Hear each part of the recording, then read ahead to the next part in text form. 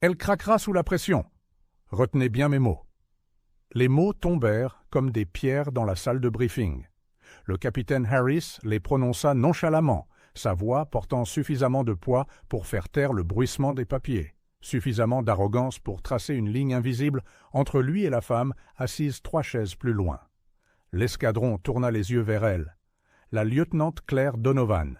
Elle ne tressaillit pas, du moins pas en apparence. Mais à l'intérieur, la phrase s'enroula autour de sa poitrine, oppressante et suffocante. Elle avait déjà entendu des chuchotements, des questions sur sa place dans un escadron de pilotes aguerris, des doutes sur sa capacité à gérer des missions où une seule mauvaise décision pouvait coûter des vies. Mais ceci, c'était public, intentionnel. Harris voulait que tout le monde l'entende. Claire force son regard à rester droit devant, la mâchoire serrée. Le tableau de mission brillait sur le mur, des lettres rouges détaillant la prochaine affectation.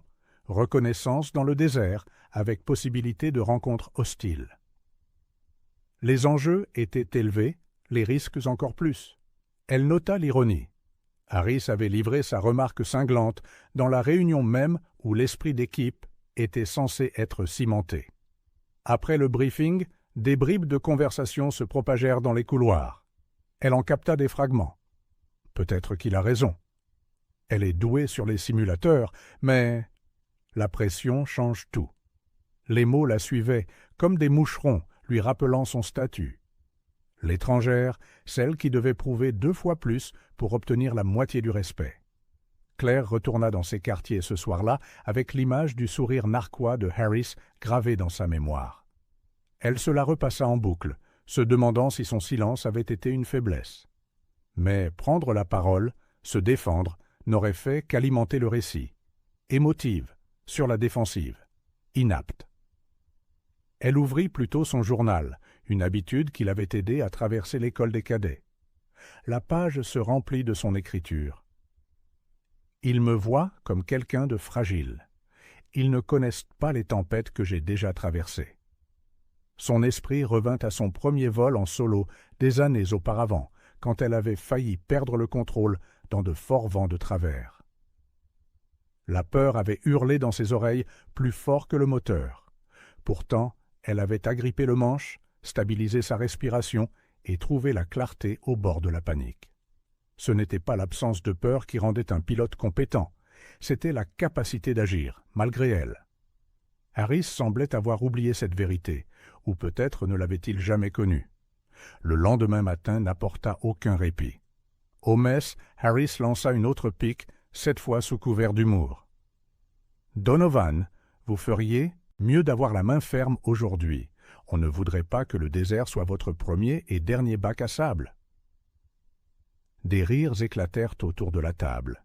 Claire croisa son regard, stable et sans faille, refusant de lui donner la satisfaction d'une réaction.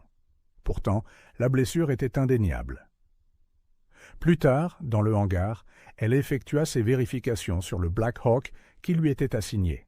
Chaque interrupteur, chaque cadran, chaque boulon reçut son attention. Pour Claire, le rituel de prévol n'était pas mécanique. Il était intime. Les machines ne mentaient jamais. Elles exigeaient le respect, mais elles rendirent la confiance en retour, contrairement aux gens. Elle murmura à l'oiseau de métal, comme elle le faisait souvent. « C'est toi et moi, on va leur prouver qu'ils ont tort. » Ce que Harris ne pouvait pas voir, c'était la profondeur sous le calme de Claire, ses longues nuits à étudier des manuels jusqu'à ce que sa vue se brouille. Ces heures interminables dans le simulateur, à surmonter des scénarios qui brisaient des pilotes moins déterminés. Les bleus des exercices d'entraînement où elle avait été jetée, littéralement et métaphoriquement, mais s'était toujours relevée. Harris voyait une femme qu'il croyait ne pas avoir sa place. Elle voyait une combattante qui s'était frayé un chemin jusqu'ici, contre des obstacles plus tranchants que n'importe quelle lame. Cet après-midi-là, le vent du désert commença à se lever. La visibilité chuta. Le briefing de mission passa d'une patrouille de routine à une potentielle préparation d'urgence. Harris eut un sourire narquois, comme si le destin lui-même conspirait avec lui. « On va voir ce qui se passe quand la tempête de sable frappera », marmonna-t-il, juste assez fort pour qu'elle l'entende. Claire s'attacha dans son cockpit. Cœur stable. Souffle mesuré. La voix de Harris résonnait dans son esprit, mais elle ne sonnait plus comme la vérité. Elle sonnait comme du carburant. Elle savait que des tempêtes approchaient, et elle était prête à les traverser. La tempête n'attendit pas la permission. Elle déferla sur l'horizon comme un mur de feu et de poussière, avalant le ciel bleu clair jusqu'à ce que le soleil ne soit plus qu'une tache terne. En fin d'après-midi, la base du désert était en état d'alerte maximale. Les tempêtes de sable étaient impitoyables. La visibilité pouvait s'effondrer en quelques minutes, les vents assez forts pour arracher une écoutille, et la désorientation mortelle pour tout aéronef pris en plein vol. À l'intérieur de la tente de commandement, l'atmosphère s'épaissit de tension. Les pilotes Maraparmon se rassemblèrent, les casques serrés sur les oreilles, alors que les mises à jour arrivaient. Un convoi de ravitaillement était bloqué à 50 miles de là, ses véhicules enlisés dans des dunes mouvantes, juste au moment où la tempête se refermait. Ils avaient besoin d'une extraction. Sans cela, les hommes seraient laissés à découvert, coupés du monde, vulnérables à la fois à la tempête et à d'éventuels hostiles opportunistes dans la région. La pièce bourdonna de débat jusqu'à ce que le capitaine Harris s'avance. « Il nous faudra un pilote pour tenter une récupération », dit-il, balayant délibérément la pièce du regard avant de laisser ses yeux se poser sur Claire.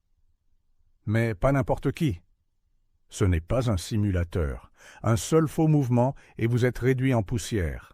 Certains d'entre nous, son regard s'attarda, acéré et tranchant, ne sont pas faits pour ce genre de pression. L'insulte était voilée, mais tout le monde la comprit. Le silence qui suivit fut plus assourdissant que la tempête. Claire sentit à nouveau le poids de leurs regards, la question tacite.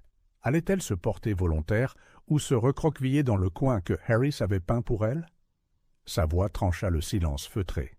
« Je m'en charge. » Quelques têtes se tournèrent, surprises. L'un des sergents fronça les sourcils, comme pour lui conseiller silencieusement la prudence. Le sourire narquois de Harris revint, comme s'il avait orchestré ce moment précis. « Très courageux, lieutenant. Espérons que vos nerfs ne vous trahiront pas. » Les paramètres de la mission étaient sombres. Naviguer dans la tempête, localiser le convoi bloqué par des coordonnées qui pouvaient changer sous les dunes mouvantes et extraire les hommes dans une visibilité quasi nulle. Le désert n'était pas un ami, et Harris non plus. Claire savait ce que tout le monde attendait, l'échec.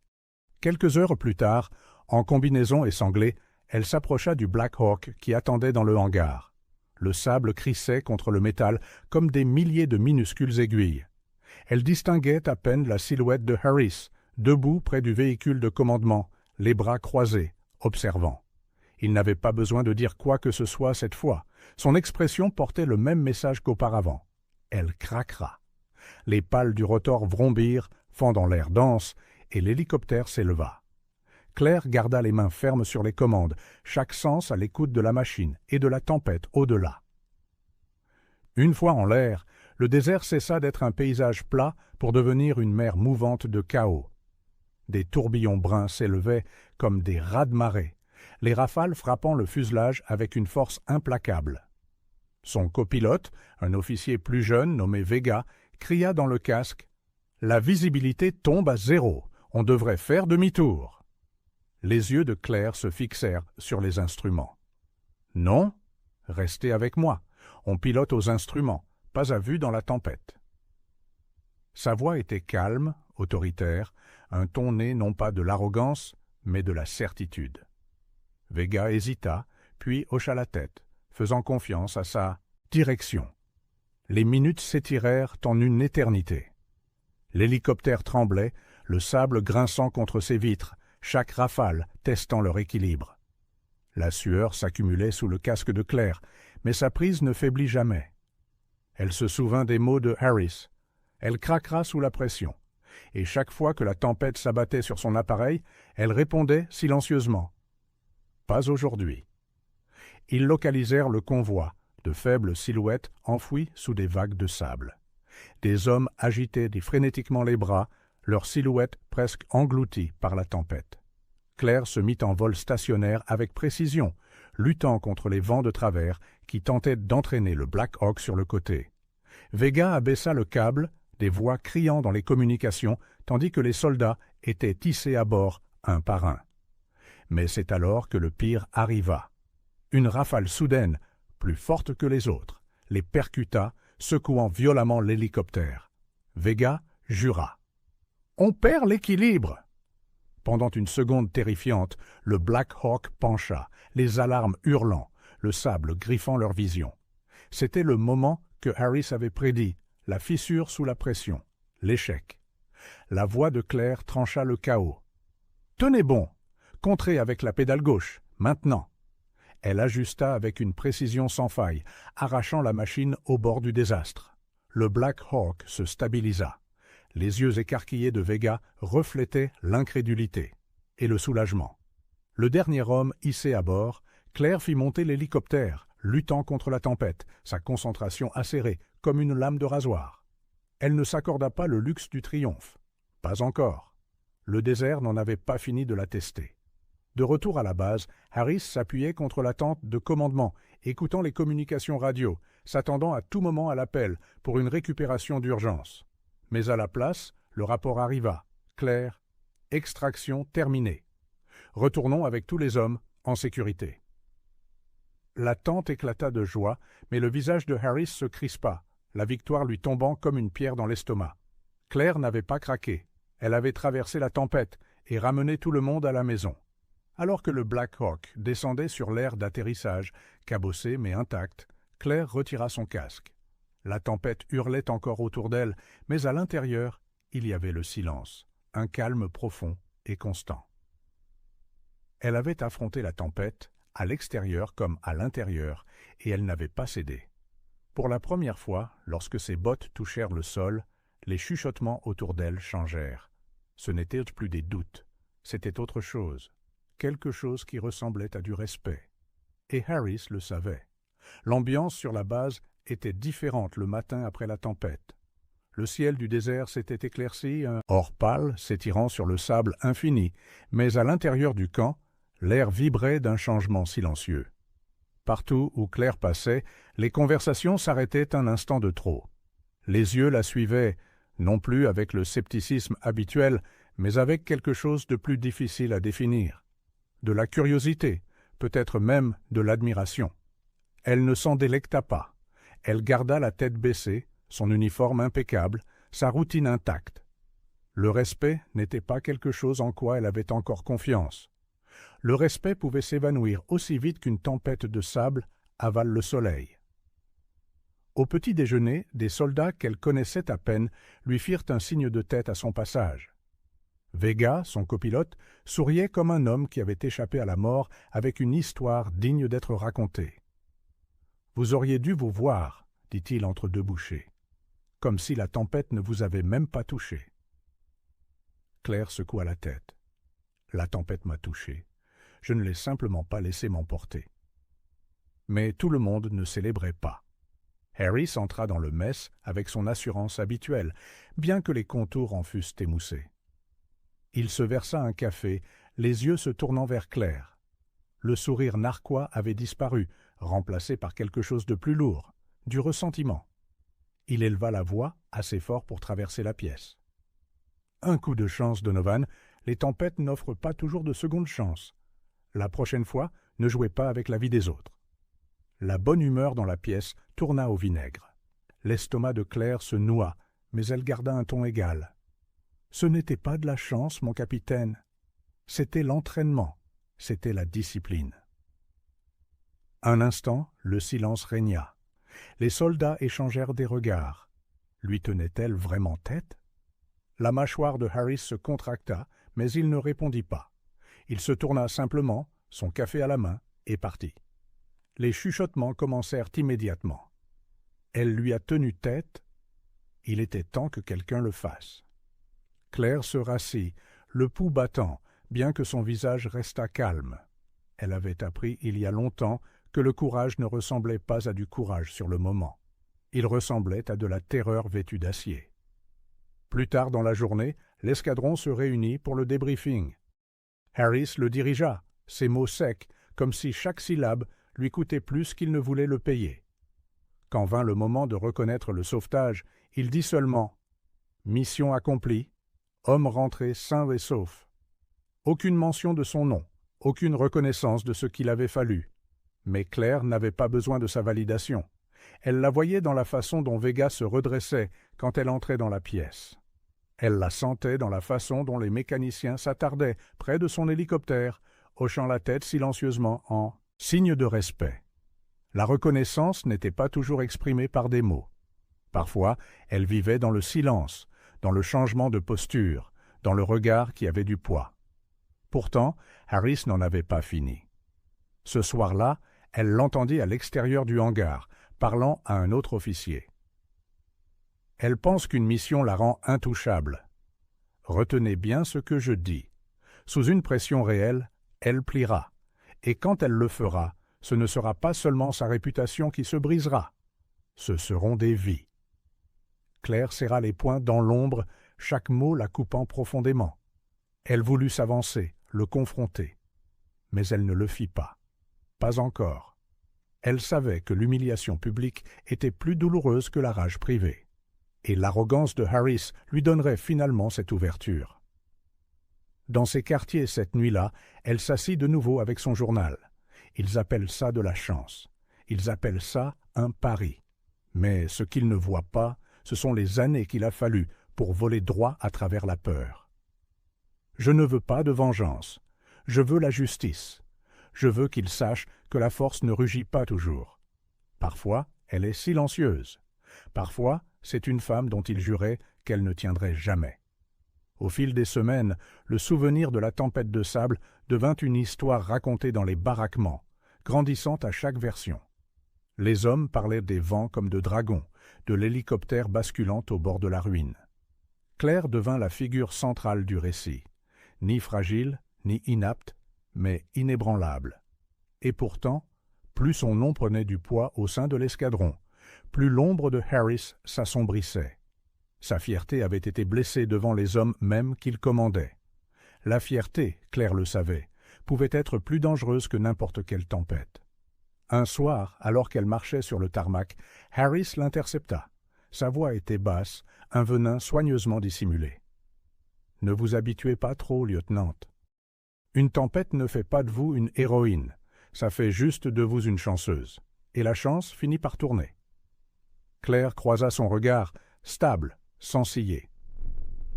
Peut-être, mais pas la compétence. Pour la première fois, Harris n'eut aucune répartie. Il s'éloigna, les épaules raides, laissant Claire avec l'écho de ses propres mots. Elle ne savait pas alors à quel point elle serait bientôt mise à l'épreuve à nouveau. À quel point le désert se soulèverait, plus féroce et plus impitoyable qu'auparavant. Et comment cette fois, ce ne serait pas seulement sa réputation qui serait en jeu, ce serait la vie de Harris. L'appel arriva au crépuscule, quand le ciel du désert saignait du rouge au violet. Un convoi de patrouille avait été pris en embuscade au-delà de la crête, cloué au sol en territoire hostile.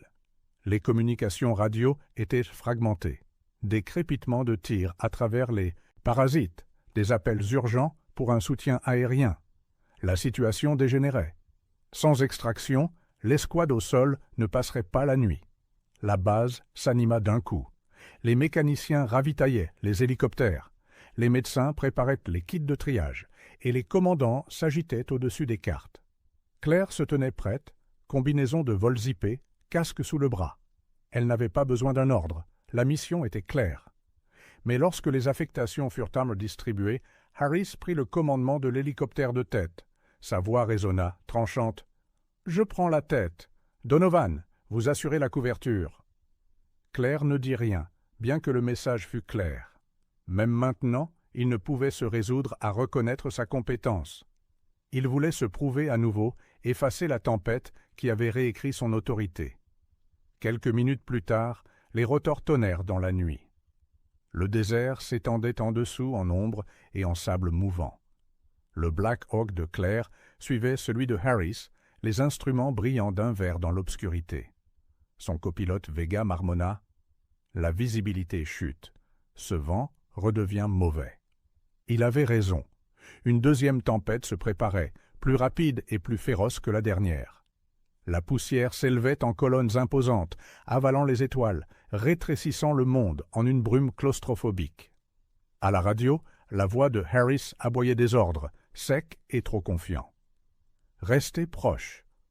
On passe droit au travers. » Claire réprima l'envie de protester. Passer droit au travers était imprudent, mais Harris n'écouterait pas. Pas elle. La tempête frappa comme un mur. Les vents battaient les hélicoptères, le sable griffait le verre. Le radar vacilla et l'horizon disparut. Claire se concentra sur ses instruments, stables comme toujours, mais la voix de Harris à la radio trahissait une tension.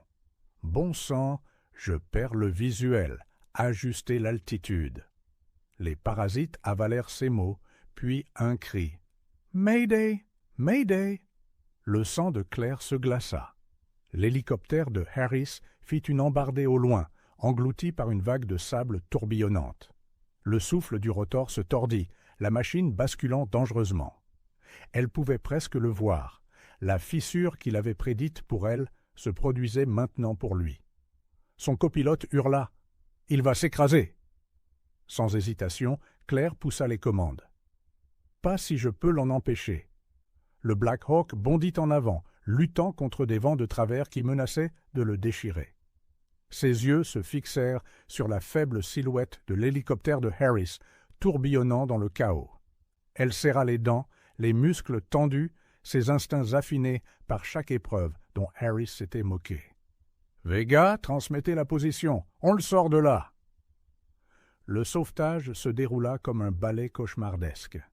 Claire manœuvra dangereusement près, alignant son hélicoptère contre la fureur de la tempête, créant juste assez de stabilité pour que l'équipage de Harris retrouve son équilibre. Elle aboya des ordres, vifs et précis, sa voix tranchant à travers la panique. « Contrez avec le rotor de queue.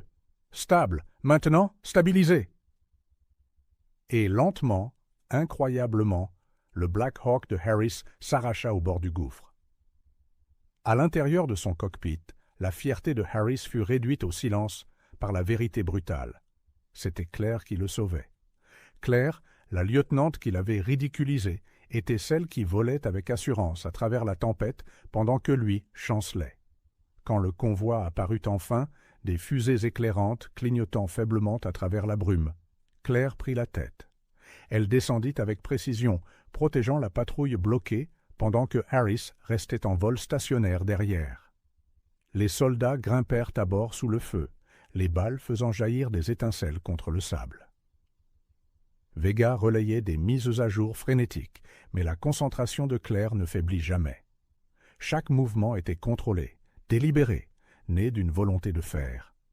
Enfin, les hommes chargés et sécurisés, les deux hélicoptères s'élevèrent à nouveau dans la tempête. Le désert rugit en signe de protestation, mais Claire le fendit avec la certitude d'une lame traversant du tissu. Le vol de retour fut impitoyable. Harris resta silencieux à la radio, son assurance habituelle envolée. Claire montra le chemin, les guidant à travers l'obscurité et la poussière, jusqu'à ce que, finalement, les projecteurs de la base perçant la tempête comme une promesse. Les moteurs ralentirent. Les soldats sortirent en titubant des hélicoptères, vivants grâce à elle. Harris descendit de son appareil, casque à la main, le visage pâle, strié de sueur. Pour la première fois, il ne ressemblait pas à un capitaine. Il ressemblait à un homme qui avait affronté la tempête, et perdu. Il croisa le regard de Claire de l'autre côté du tarmac. Aucun mot ne fut échangé entre eux. Mais dans ce silence, tout changea. L'escadron le vit aussi. Ils avaient vu qui les avait sortis de là, qui avait tenu le cap quand le désert essayait de les mettre en pièces. Les chuchotements cette nuit-là ne portèrent pas le doute, mais la certitude. Claire Donovan n'était plus l'outsider. Elle était la pilote qui les avait tous sauvés, y compris l'homme qui jurait qu'elle se briserait. Et Harris savait qu'il devait la vie à la lieutenante qu'il avait tenté d'ensevelir sous le doute. La tempête passa, mais sa marque persista longtemps après que le sable se fut déposé. La base bourdonnait du bruit des rapports d'après-mission, des médecins soignant les soldats meurtris, des mécaniciens nettoyant le sable des moteurs. Pourtant, sous la routine, un courant pulsait, une reconnaissance trop forte pour être ignorée. Claire le sentit dans la façon dont les gens la saluaient. Non pas comme la femme qui pourrait craquer, mais comme la pilote qui les avait tirés du feu et de la tempête à 2 reprises. Des soldats qu'elle connaissait à peine lui offraient des hochements de tête respectueux. Vega ne pouvait s'empêcher de raconter le moment où elle avait stabilisé le Black Hawk de Harris. « Je vous jure, elle volait comme si la tempête n'était qu'un autre exercice d'entraînement, » disait-il, ses mots se propageant comme une traînée de poudre. Mais Harris était silencieux.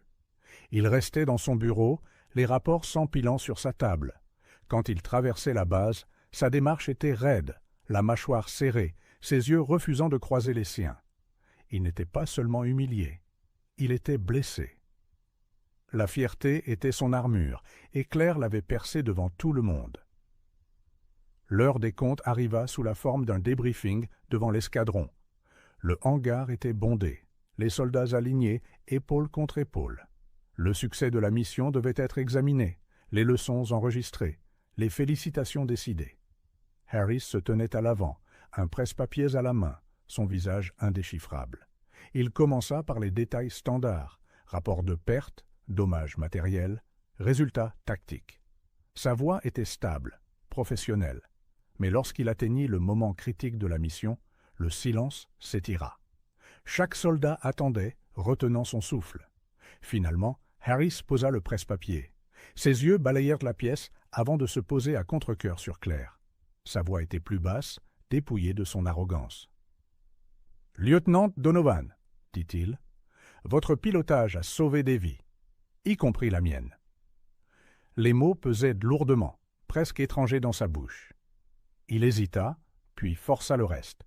« Je vous ai mal jugé, publiquement, et j'ai eu tort. » Des murmures parcoururent le hangar. Certains écarquillèrent les yeux, d'autres esquissèrent un léger sourire, comme s'ils savouraient le goût rare de l'humilité de Harris. Claire se tenait immobile, le dos droit, le cœur battant non pas de triomphe, mais de clarté. Il ne s'agissait pas seulement d'elle, il s'agissait de chaque voix qui avait été réduite au silence par l'arrogance, de chaque doute qui avait été aiguisé en une arme contre elle. Elle ne jubila pas. Elle ne sourit pas narquoisement. Quand elle parla, sa voix était stable, portant juste assez de poids pour combler le silence. « Notre force est celle de notre équipe, mon capitaine. » Et les tempêtes se fichent de la fierté. Elle se soucia de la compétence et de la confiance. J'espère que la prochaine fois, nous nous en souviendrons tous. Le hangar explosa, non pas de moquerie, non pas de doute, mais d'applaudissements. Le son résonna contre les murs de métal, roulant comme le tonnerre. Claire le sentit déferler sur elle, non pas comme une couronne, mais comme une justification, une restauration de l'équilibre qui lui avait été refusé. Harris fit un signe de tête sec, le plus proche qu'il put faire d'une reddition. Et bien que la piqûre de ses paroles passées ne disparaîtrait jamais entièrement, leur pouvoir avait été brisé. Il n'était plus l'homme dont le jugement la définissait. Elle s'était redéfinie elle-même. Cette nuit-là, seule dans ses quartiers, Claire ouvrit son journal une dernière fois pour le chapitre de la tempête. Elle écrivit « Ils disaient que je craquerais. Je ne l'ai pas fait. Je me suis plié au vent, mais je ne me suis jamais brisé.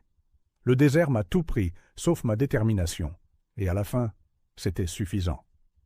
Pas pour la vengeance, pour la justice, pour la vérité. » Elle ferma le livre et s'assit en silence, entendant les faibles échos des pales de rotor au loin. Le désert la mettrait toujours à l'épreuve. Il y aurait toujours des tempêtes, à l'extérieur comme à l'intérieur. Mais maintenant, elle savait, et tout le monde aussi, qu'elle pouvait les affronter. Et dans la quiétude de cette connaissance, elle s'autorisa le plus petit des sourires, parce que la justice, enfin, avait su tenir le cap dans la tempête.